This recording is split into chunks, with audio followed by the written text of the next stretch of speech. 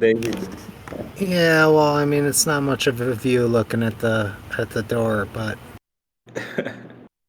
I can see some trees and stuff if that makes you feel any better.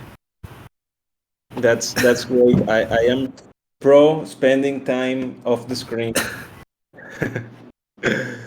But yeah, I want to start today.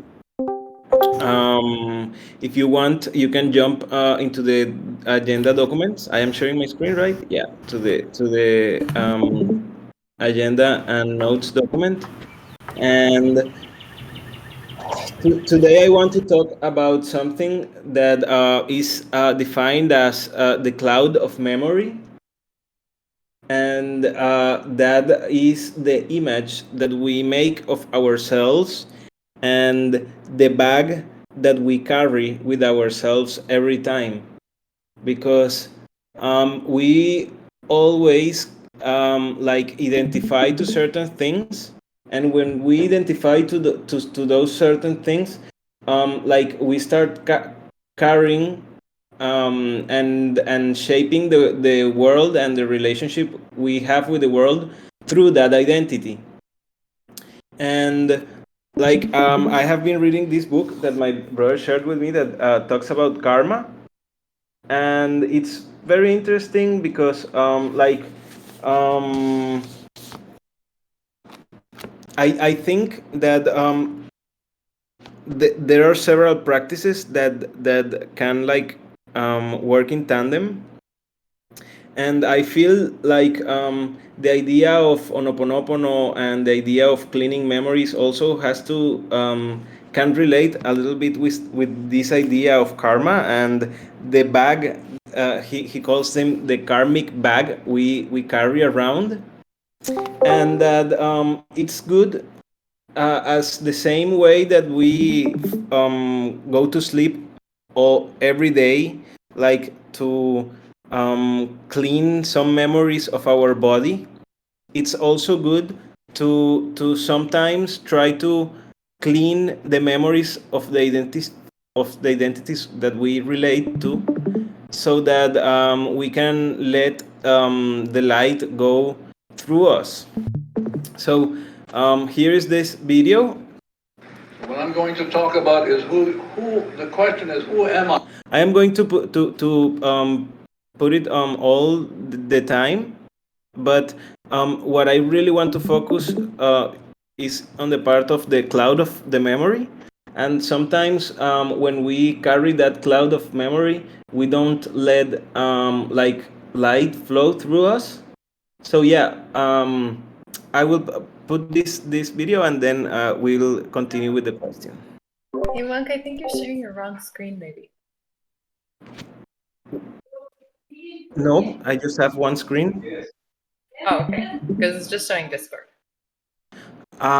Maybe it's not loading well.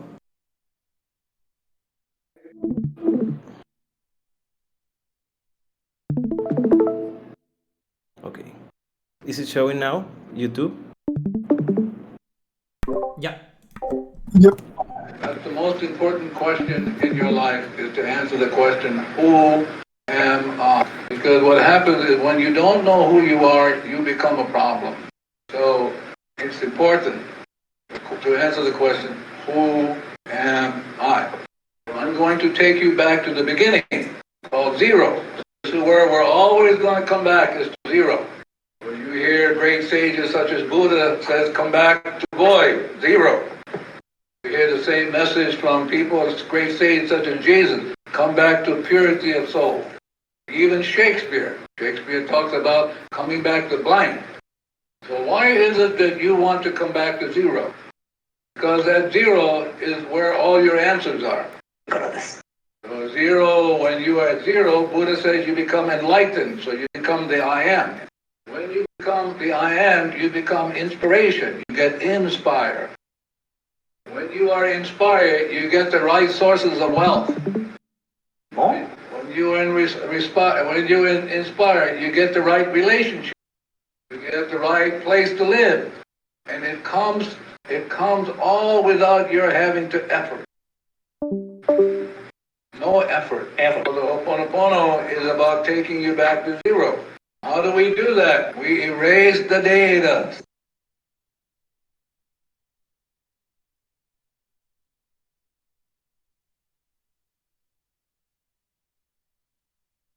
Back to zero again.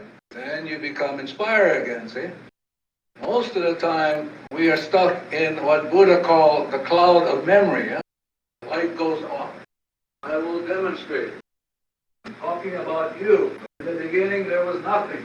Zero. Out of the zero came the light. Everything you need, you get. Till memory comes up. See? Blocks the light. Into peace, suffering, poverty. All it is because of this memory.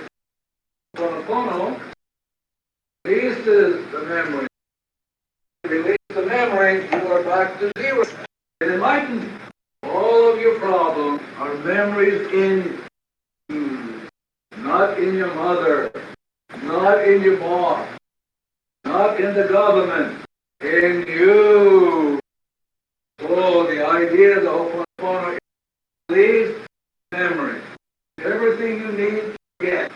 When I look at her, I see her, this, see? And I have all kinds of judgments on her. If I let go, she is mind being. All I'm here to do is that you are already working. We're not working on you. We are working on the memory in you.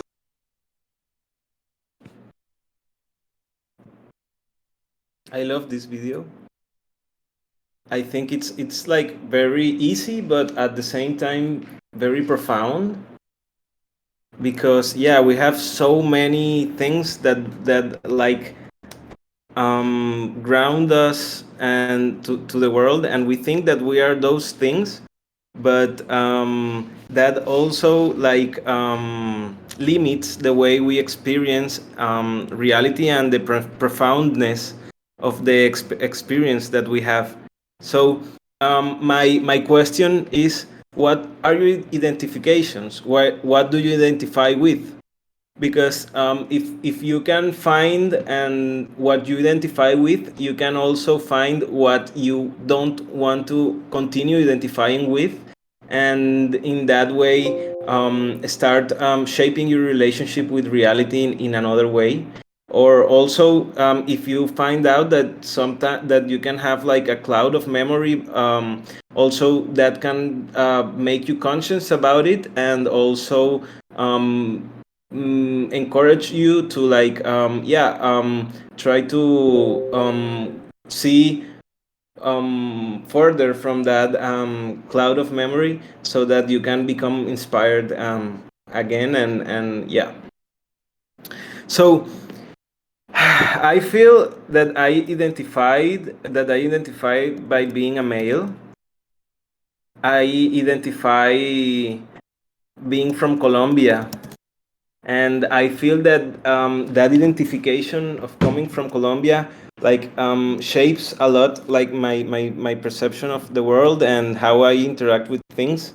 Because it's like a third world country with a lot of corruption and a lot of inequality, but at the same time a very beautiful country with like a lot of amazing geography and culture. So it's like that identification like shapes a lot the way I interact with the world and reality.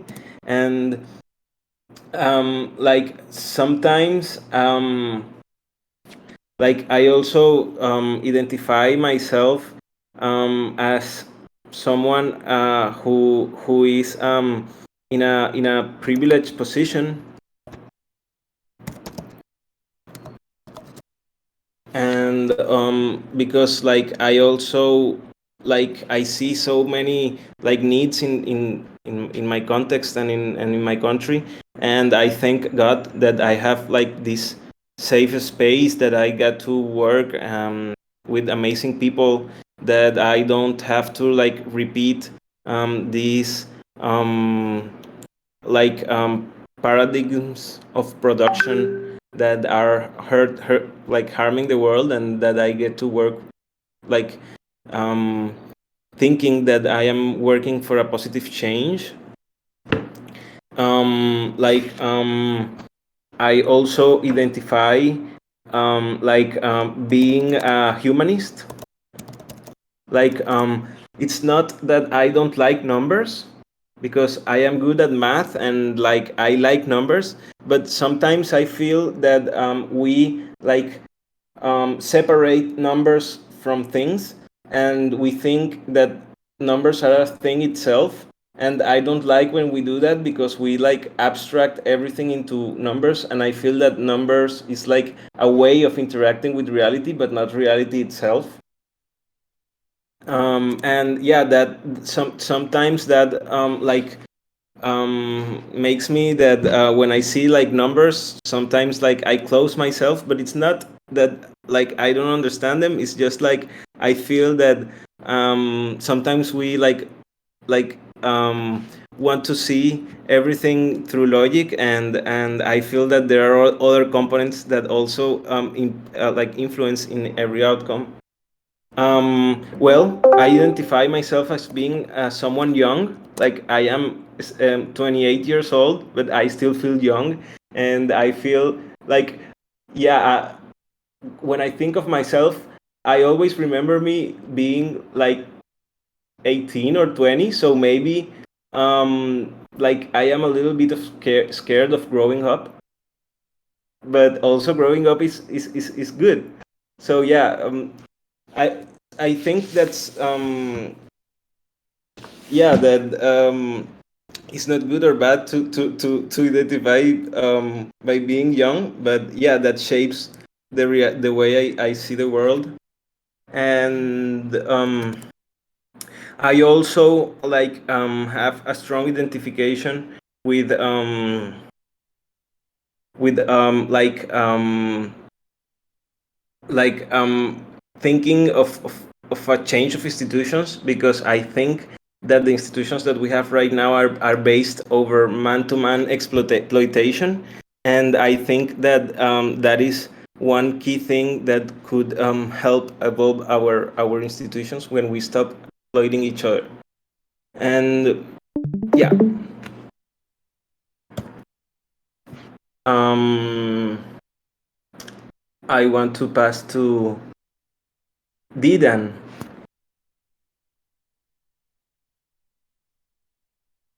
Yeah, so we're talking about how we identify ourselves, and like I suppose in context of the video of Ho'oponopono, like to sometimes these identifications can get in the way.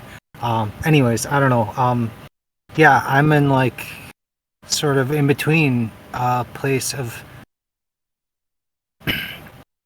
like when I was young, I had a certain identification, and then I became more educated and I cast aside the identification that I had as in my youth, and then like religious identification that I was held very strongly, and then so then I cast that aside, and then like I fell into like this like identified with this other culture that I thought was like, you know, liberating myself into you know, freeing myself from all these false constrictions, but then I think that I was just falling into another trap of self-indulgence and addictions and stuff. So it's like I don't really identify with the culture that I was identified with, and now I'm like a crypto native, I guess, because like I didn't really have like a job, and then I started earning crypto, and here I am a few years later, like a survivor, a crypto survivor, let us say. So yeah, I'm identifying more and more just with like the idea of that we're trying to bring forward in Gravity of thinking about all the ways that we can get along together and achieve purpose together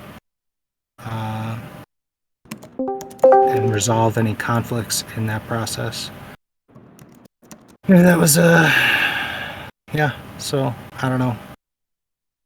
I'm I'm definitely still identify as someone like who loves to learn, and that's probably my longest standing self-identification that runs the thread through all of it. And so I'm excited to learn with you all here. And I will pass it to Septimus. Thank you, Didan. Wow, yeah, that's really hard.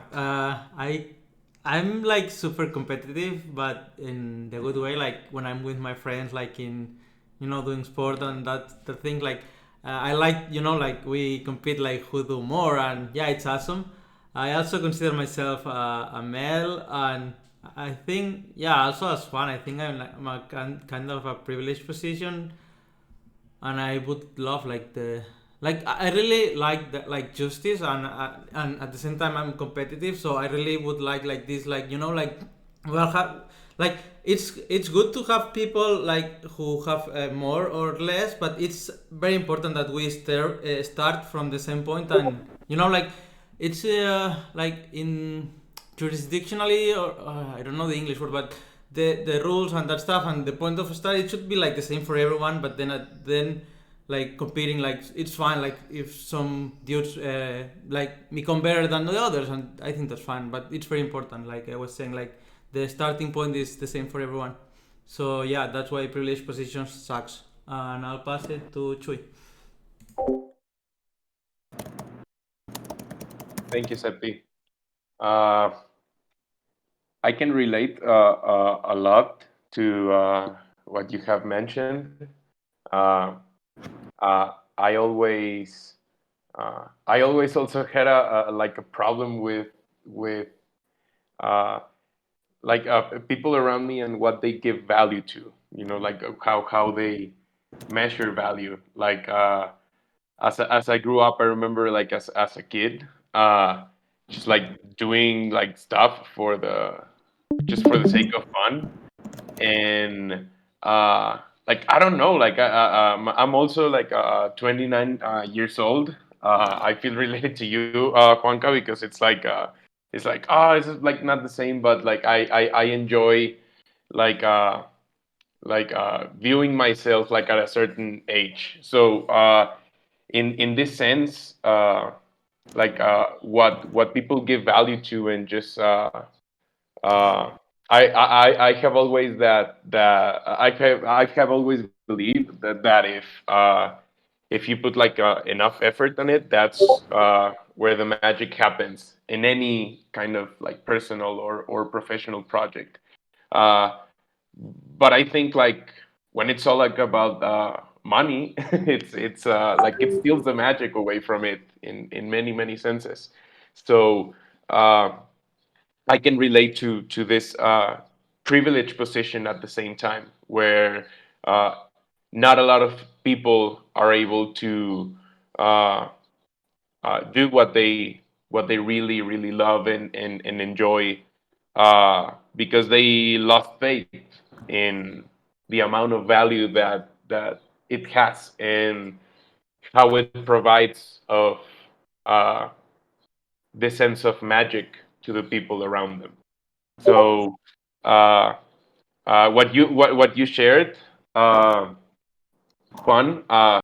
it's very it's very like it really like moves me like deeply uh, uh, because of everything that I have learned in the past 6 months, in the past year, and uh, like my life has changed like a lot, like personally and professionally. So uh, it's these are times that I have really enjoyed, uh, just like contemplating and being thankful for what I have the privilege to be learning, and yeah, I'm very anxious to like erase like these parts of like the memory and then start a new journey of helping people and helping these communities uh, to actually like have and be able to measure value around what they believe in. Uh, so yeah, uh, this is great. Thank you for this exercise, Juanca. Like it feels really good. I pass it to Lauren.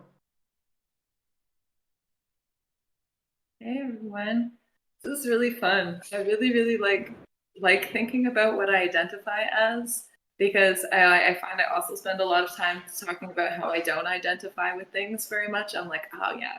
It's like, oh, I'm not a vegetarian. I'm just like mostly.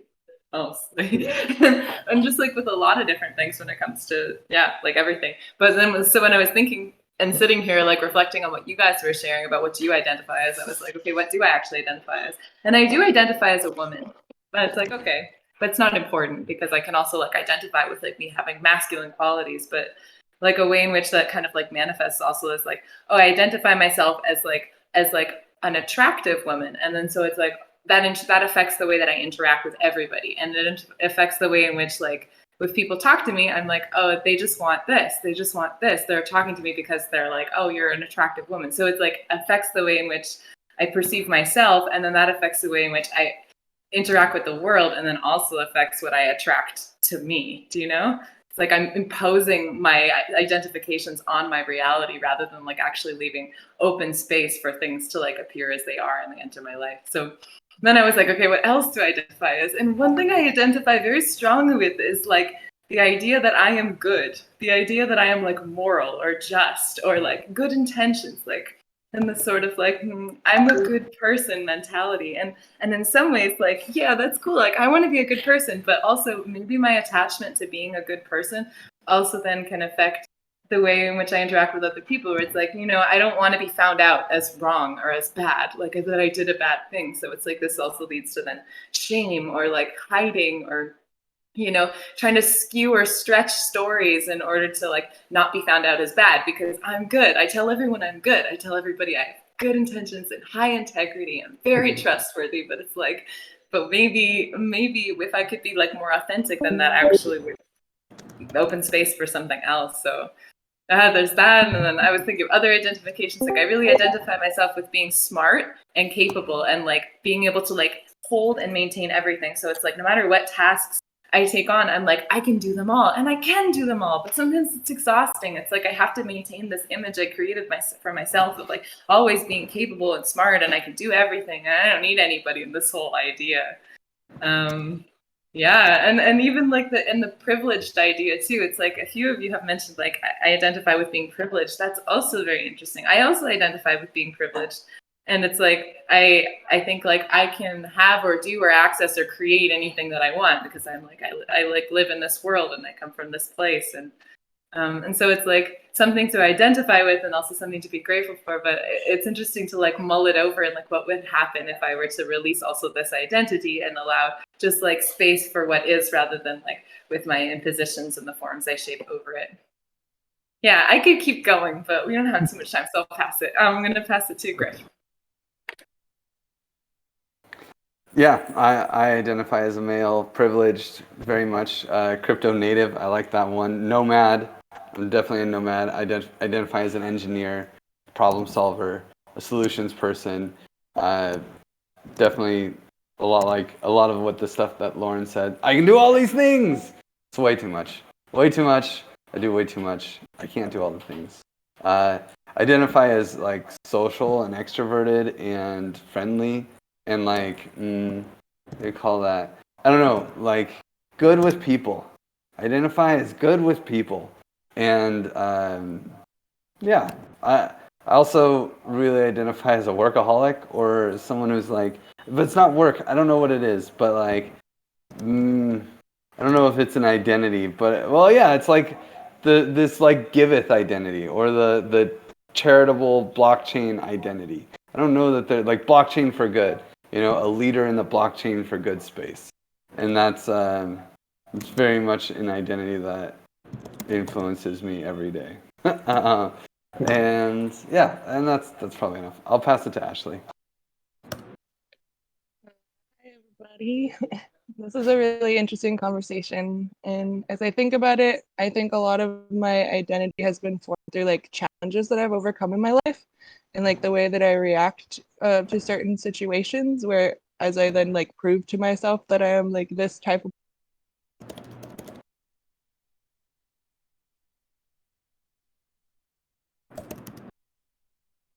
me my identity was and like use them as a mirror. And as I've grown older, I've learned that I can kind of like choose the person that I want to be.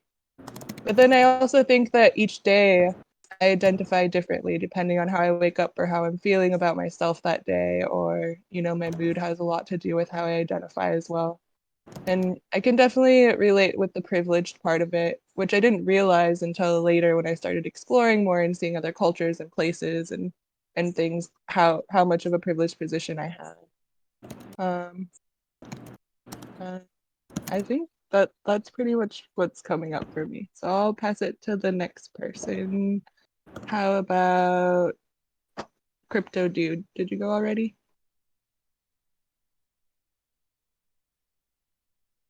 Yeah. Yeah. Great stuff. For myself, I think I identify with at this point probably say solitude. You know, contemplation and self introspection. I am not hearing well. Sorry. Can Can you you? hear me? Okay. Yeah. Yeah. Yeah. Yeah. Well, I think for me, I think what I identify with is well, male in the first instance. I guess I identify with innovation and being on the edge, right? Because that's where I kind of thrive. That's where I found myself and to put myself. Um, I also identify with being, a doer. So somebody who can always get things done. Um, and I think my firmest belief is that there's always a way. It's just, do you want to do it?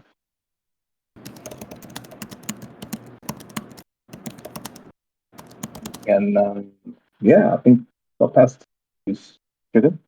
If he hasn't done already. Was that me? Yeah. Oh, great, thank you. Okay, I let's see. Let me start just by saying I identify as an outlier, as an overachiever, and as a survivor.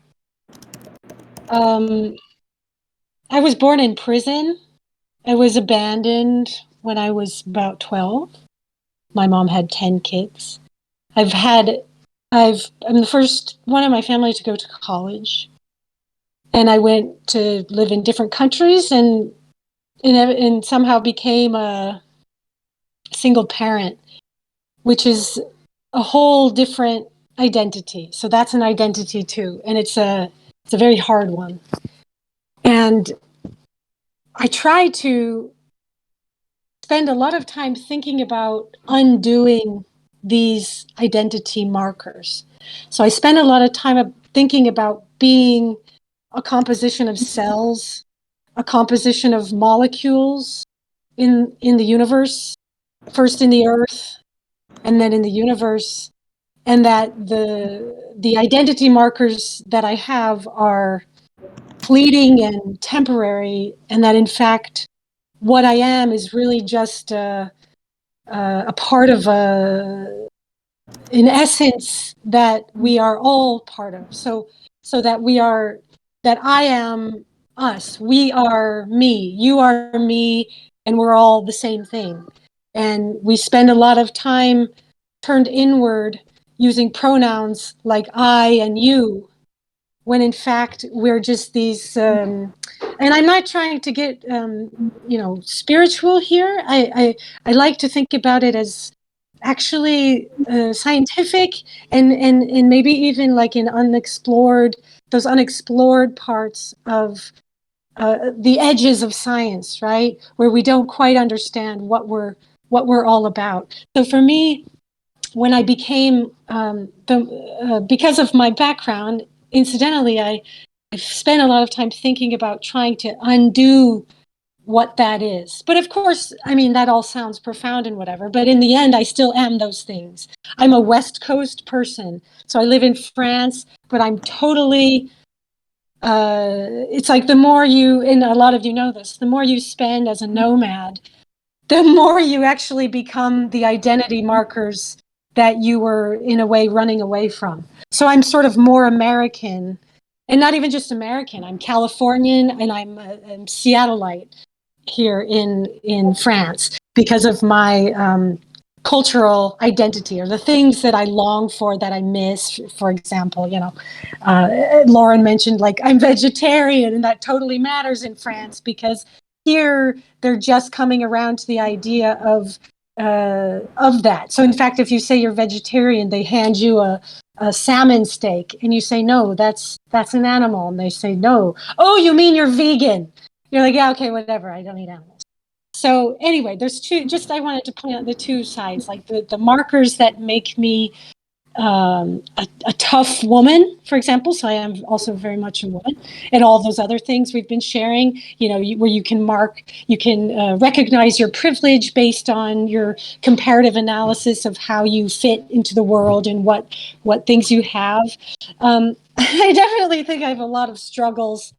But and then I'm balancing that. My other point is just to say that for me, it's also very important to try and release myself from all of these identity markers, because really it's the more that I've been enclosed by them, and especially the single parenthood aspect, which you can probably hear in the background, it makes me spend more time thinking about how I am not those things, and that there is in fact a universe way beyond how I identify myself. Okay. It's a very old book. Okay, I will pass to Durgadas, who I think is a very old book. Okay. Qué lindo. So yeah, so all of the stuff that she just mentioned, I know for a fact at the deepest level of my being and interconnected nature of reality is an infinite series of subjectivities, and I'm living only one of those. So yeah, I have from an identity standpoint, it's really the only way that I could know that so directly is to in many ways to cure myself of my identity, and yet somehow my personality still exists.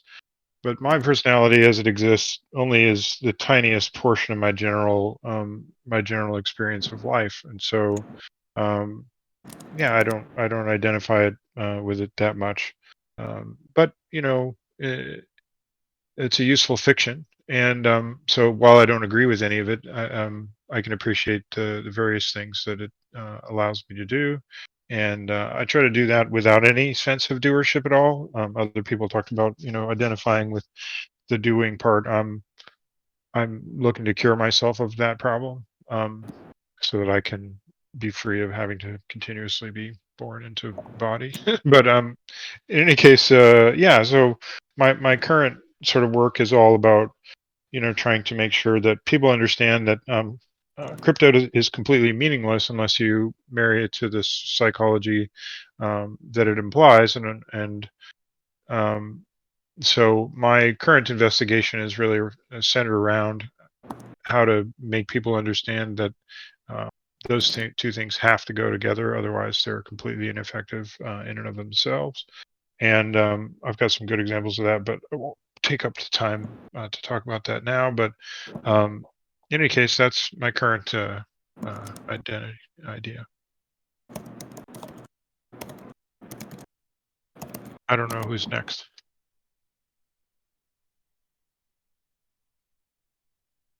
Nate? Yeah, I think I'm the last one. Yeah, I identify with a lot of things. I identify as an Alabamian. I grew up in a pretty strict religious environment growing up, and it's interesting. I've had the privilege to live my life in chapters, and each chapter has been in very different environments with very different types of people.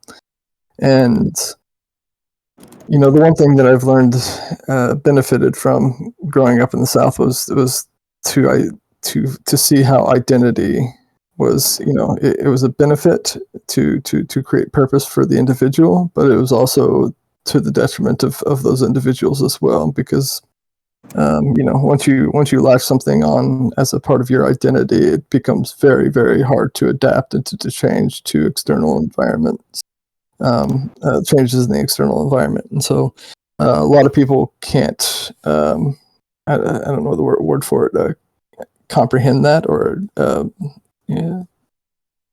deal with that in a lot of ways. And so when you can't deal with challenges to who you are and your identity, it becomes a huge burden on your self-esteem and who you are as a person. And so I saw a lot of that growing up, and I've made it a goal of mine to be identityless, if that's a word, to void of any type of identity as much as I possibly can. I know that's very much impossible, but the pursuit of that is worth it, because once you lock yourself into certain aspects of identity and you becomes a core part of who you are, and that core is upended or challenged in any way, it can be very difficult to reconcile. So yeah, I think it's a great video, and I appreciate you asking these questions. And I'll pass it back to you, Juan. Yeah, well, thanks everyone. This was a really great exercise, because the ending that I wanted to give you is that everything you consider yourself is an acquired identity. All memory is an accumulation. So yeah, we have acquired these memories, we have acquired this identity, and we are also like accumulating things to ground ourselves in this reality. But we are more than that, and we can be more free if we let go of some things, and when we become like conscious of these identities, we can also change what it's not working for us, and also get into conscious of what of these identities have also helped us to shape who we are now, and what we want to be in a future in the future. So like each of the identities that we have said, they carry like a lot of history, and it's up to us if we want to like be reproduce the history that they are that they embody, or if we want to build a new history, like being a male. Like we have all these like paradigms of what is being a male or what is being a woman, and it's not bad if like you don't have to be a tough woman, or you don't have to be like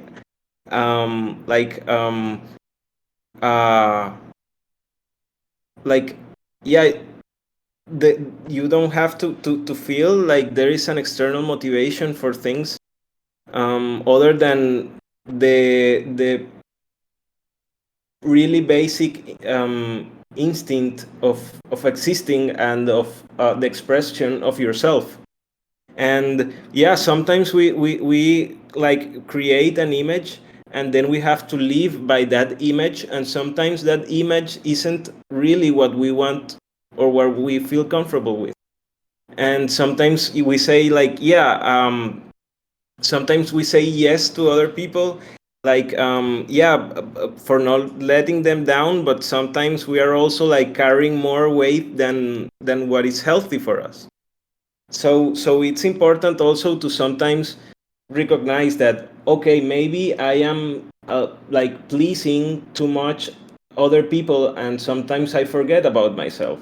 So when you recognize that, the next time you don't want to do something, maybe you will be more capable of saying no instead of saying yes, and like getting some then resentment after saying yes just because of like living for an identity. And I think that affects the profundity of the experiences that we have, and that when we try to not react by our identities but by our inner self, we are also being more authentic and more truthful to ourselves. So yeah, I think this was like a great inter question, and it took like a lot of time for this session, but I liked it. And I think it's something really important, not only for the organization, but for the well-being of each one of us as a human, and as these multiple cameras that build the reality, and from different points of view. And Can I add something before we change the topic? I think identity is directly connected to a sense of belonging, and a sense of belonging is like you have groups or cultures or like certain practices that you can belong to, but what if you are, or you want to be, or there's something in you that doesn't belong? I think that's the easiest way to start like suppressing identities, or to start like not being your true self, or stepping up to what you believe, because it's like being in a cliff, like alone. And I think a lot of the identities that we see today, it took one brave and alone person to start doing that, even without belonging.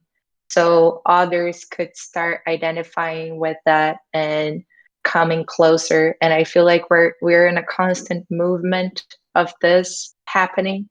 And then collective and personal identities are like constantly changing in this pace that new brave people step up to something that wasn't there before.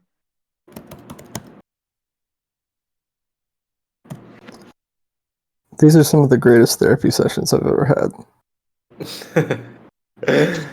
I just wanted to say a lot of people mentioned privilege, and I failed to mention that, but I didn't want to anyone to think that my omission meant that I didn't recognize my privilege, which I definitely feel very strongly. Although I don't know how much I want to identify with that. Okay. Can I propose something? That is very interesting. Yes, but let me just say something about privilege, because yeah, that is also an identity, and sometimes when we feel privileged, we tend to feel bad for what happens to other people, or some kind of guilt, and even though that we are all part guilty of the mess that the world is right now, we are at the same time, we are not guilty for the reality that the like the other one is living. Sometimes that feeling of privilege can be can not only be like a motivation to do things for others, but can also be like um, some kind of grief. But I feel and I think that the best way of expressing gratitude is through joy, because like when we express gratitude through joy, we are not like we are expressing the like our inner feelings, and we are also like giving back to the one that like one did something for us. So it's not like gratitude, it's not only like saying, okay, I am privileged, and like I give gratitude and I say thanks for being that, but also is our ability to enjoy the life and the opportunity that we have that others don't have.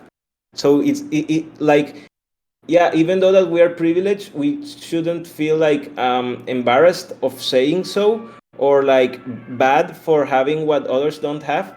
Instead of that, the universe wants us to feel joy for the things that are scarce and that we are lucky enough to have.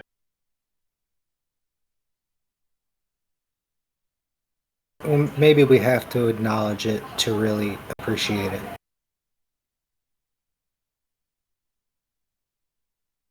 You were saying, Durgadas?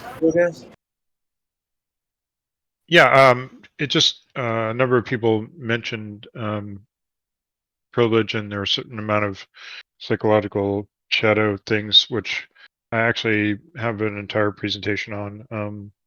I've given some links, but it might actually, I'd just like to propose that maybe in one of these gravity groups I can go over some of the work in the decolonization stuff that I've been talking about, and gives a lot of context to some of these particular things around privilege in particular, which is a kind of a psychological pathology that blinds us to reality. So yeah, so even for the people who are privileged, it blinds them as well. So it might be helpful to, at some future point, not saying when, Yeah. to go over that. How do you feel about the 24th that you're leading that call? Yeah, I can do it. I can do it then. Okay, perfect.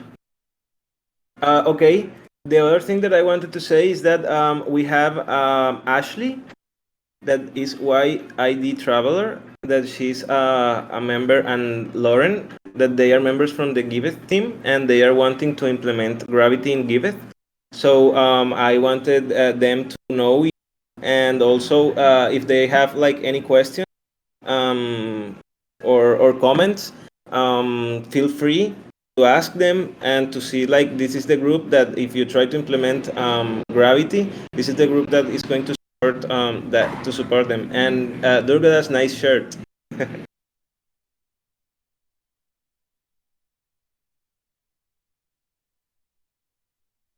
Thanks, so Wonka. much. Yeah, I'm just Oh, go here ahead, Ash. listening, just seeing how you guys kind of like do things and how it works over here. But it's nice to get to know, see people's names and faces and stuff. So.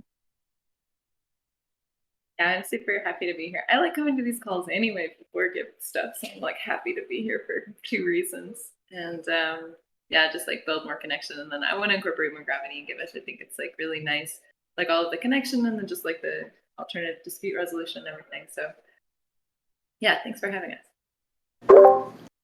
Okay, I can also like make like a really brief showcase of the gravity process that we are using right now. So it's,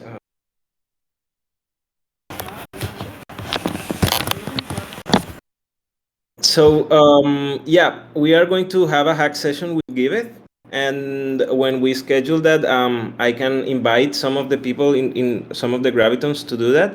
But I wanted to present this easy step-by-step to Ashley and Lauren, because like these are like the basic 4 points of alternative dispute resolution. And the first one is identification. And is that one of the parties to a dispute approaches Gravity and requests a mediation. Also, Gravitons can propose issues to manage and discuss. This is like for alternative dispute resolution, but there is like a very big component that is prevention, that is based on nonviolent communication and promoting education, cultural education, and mind and like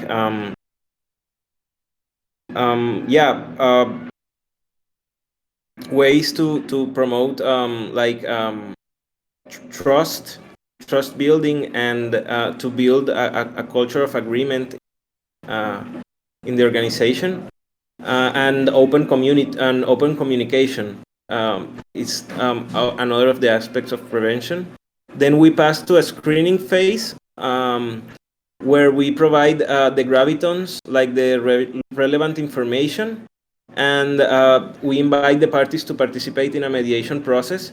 What we do first is that we do like caucuses that are like small meetings with the parts separated, and then we identify common points, and then we have like a mediated session where the outcomes are where we can like facilitate the discussion, but the outcomes are responsibility of and the agreements are responsibility of the parts involved. That is the part of looking for solutions. And in that, we keep a copy of internal forms for evidence and registry. And then we have like a post mediation that is like we act as a witness and facilitator of the settlement of the dispute, and we'll keep track of agreements and follow up. But each party acquires responsibility associated with implementation. I also like this wording that I saw from a document I saw this week that is like to implement peer mediation in schools, and it's very interesting because it's like easy for like implementing in schools, and it's like in an easy language for young people, but yeah, it talks more or less about the same idea of having peers being able to mediate in a community. So this is like where in a school, if we have like 2 students, maybe one student can act as a mediator of conflict between 2 other students. And this is to like foster this idea of cultivating a good third part, and these abilities of de-escalating conflicts, and to act as a good third part in different conflicts. So I liked the way they framed it of peer mediation, and I think that we can continue using that strategy of calling it peer mediation, because here we are all peers, members of the organization, and it's the peers themselves or the appropriator themselves who are playing the monitoring role, and also that like aligns with Ostrom's when she says like monitors are the appropriators, are accountable to the appropriators or the appropriators themselves. So here is like a really easy guide, and I want like I have the forms for the Gravity step by step, but it would be really good if we have like like a framework like this one where people can like take notes, or even make it adapt. Mateo told me that he could automatize this a little bit, and this is the last idea that I wanted to share today, and is that I wanted to have like a survey made for the parties after the mediation to evaluate the work of the mediator. So, like, I don't know if it would be better to ask the parties to like evaluate the mediator, or have the mediator do a self-reflection to see like how is people like doing, and how can we improve this process that can be seen like yeah, how did you feel like guiding the mediation process, or like yeah, using separate and joint sessions effectively, reflecting and working with emotions, identifying needs and interests, encouraging communication. So yeah, I don't know if it would be better to have the parties evaluate this task of the mediator, or having the mediator like self evaluate his yeah his the quality of the way he did the mediation.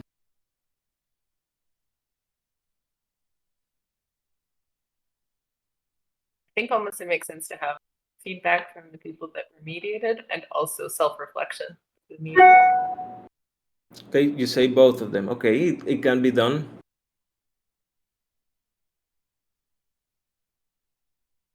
Yeah. I ask, does the mediation have an observer? The So mediation has basically, just a party. Yeah. So basically, just a party that observes the mediation. They don't partake in it. They just observe and basically take notes as to what happened. It's like a totally independent point of view, and I think that kind of gives each party something to think about. That's great. Just an Okay, idea. I have been doing that I have inviting Gravitons to like accompany the mediation processes. So it would be good that if we have like two Gravitons, maybe the other Graviton is the one that evaluates the development. Yeah, that I think that's a great idea. And I think that would become easier once we have multiple communities utilizing gravity, where you have gravitons from different communities that aren't biased, that can stand in and just say, hey, I'm a neutral third party to observe and make sure that it's being followed by protocol. Yeah, I think that's like a great insight. And we are in the top of the hour, so I really thank every one of you for joining, and I hope you have enjoyed this session. And